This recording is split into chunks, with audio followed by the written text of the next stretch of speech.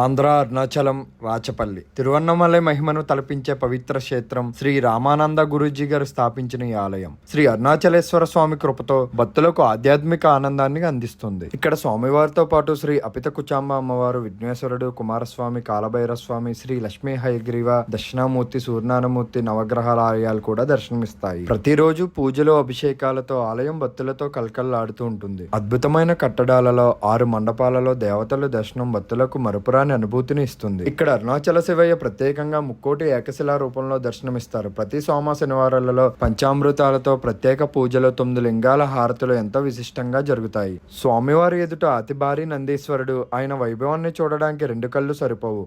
ఇంకా ఈ ఆలయంలో 63 నయనాలు ఉన్నాయి.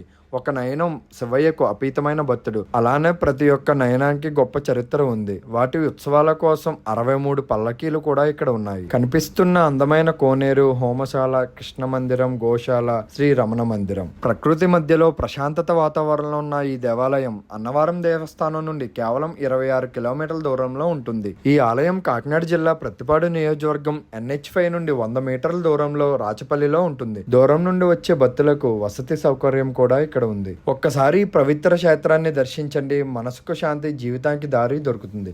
ఓం నమః శివాయ.